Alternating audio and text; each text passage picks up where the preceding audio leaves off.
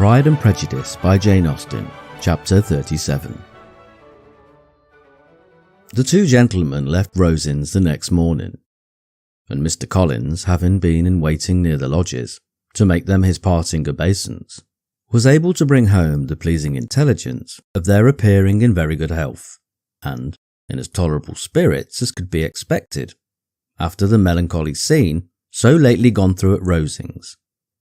To Rosings he then hastened to console Lady Catherine and her daughter, and on his return brought back with great satisfaction a message from her ladyship, importing that she felt herself so dull as to make her very desirous of having them all to dine with her.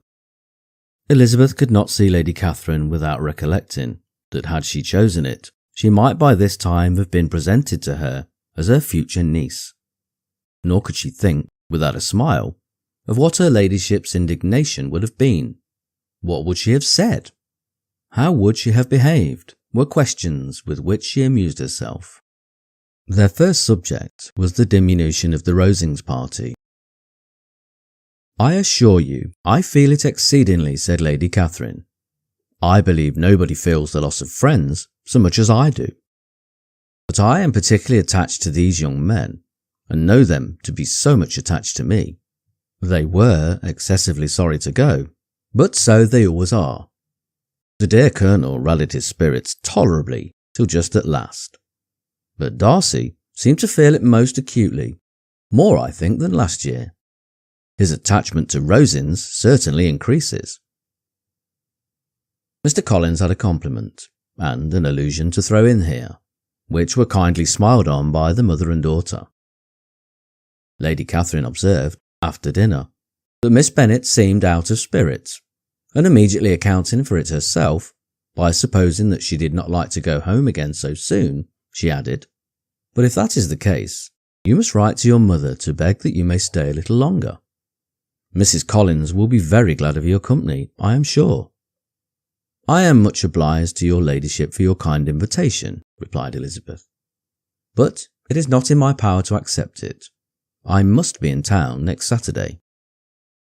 "Why, at that rate, you will have been here only 6 weeks. I expected you to stay 2 months. I told Mrs. Collins so before you came. There can be no occasion for your going so soon. Mrs. Bennet could certainly spare you for another fortnight." "But my father cannot. He wrote last week to hurry my return." "Oh, your father of course may spare you, if your mother can.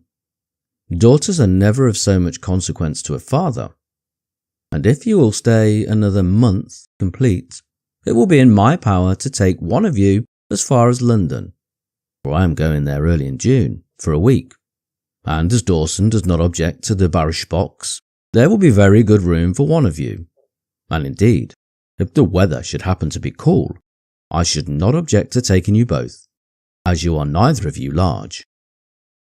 "You are all kindness, madam, but I believe we must abide by our original plan."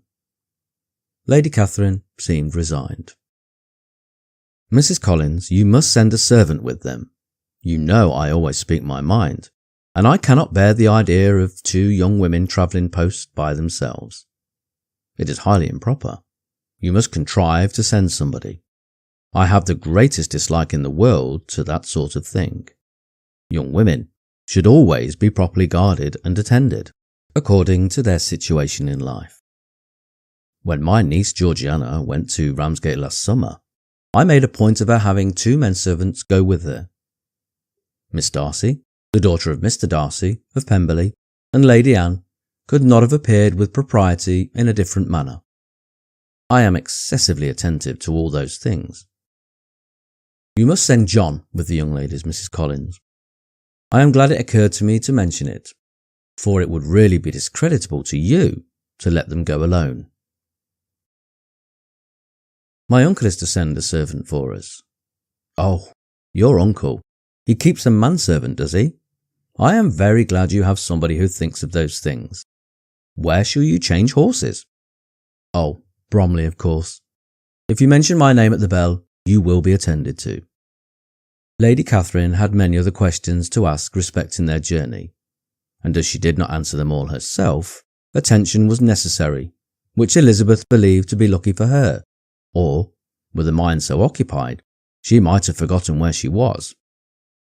Reflection must be reserved for solitary hours, whenever she was alone. She gave way to it as the greatest relief, and not a day went by without a solitary walk, in which she might indulge in all the delight of unpleasant recollections. Mr. Darcy's letter she was in a fair way of soon knowing by heart. She studied every sentence, and her feelings towards its writer were at times widely different. When she remembered the style of his address, she was still full of indignation, but when she considered how unjustly she had condemned and upbraided him, her anger was turned against herself, and his disappointed feelings became the object of compassion. His attachment excited gratitude, his general character respect, but she could not approve him, nor could she for a moment repent her refusal, or feel the slightest inclination ever to see him again. In her own past behaviour, there was a constant source of vexation and regret, and in the unhappy defects of her family, a subject of yet heavier chagrin. They were hopeless of remedy. Her father, contented with laughing at them, would never exert himself to restrain the wild giddiness of his youngest daughters, and her mother, with manners so far from right herself, was entirely insensible of the evil. Elizabeth had frequently united with Jane in an endeavour to check the imprudence of Catherine and Lydia, but, while they were supported by their mother's indulgence, what chance could there be of improvement? Catherine, weak-spirited, irritable, and completely under Lydia's guidance, had always been affronted by their advice, and Lydia, self-willed and careless, would scarcely give them a hearing. They were ignorant, idle, and vain. While there was an officer in Meryton, they would flirt with him, and while Meryton was within a walk of Longbourn, they would be going there forever. Anxiety on Jane's behalf was another prevailing concern, and Mr. Darcy's explanation, by restoring Bingley to all her former good opinion, heightened the sense of what Jane had lost. His affection was proved to have been sincere, and his conduct cleared of all blame, unless any could attach to the implicitness of his confidence in his friend. How grievous then was the thought that of a situation so desirable in every respect, so replete with advantage, so compromising for happiness, Jane had been deprived by the folly and indecorum of her own family. When to these recollections was added the development of Wickham's character, it may be easily believed that the happy spirits which had seldom been depressed before were now so much affected as to make it almost impossible for her to appear tolerably cheerful. Their engagements at Rosings were as frequent during the last week of her stay as they had been at first.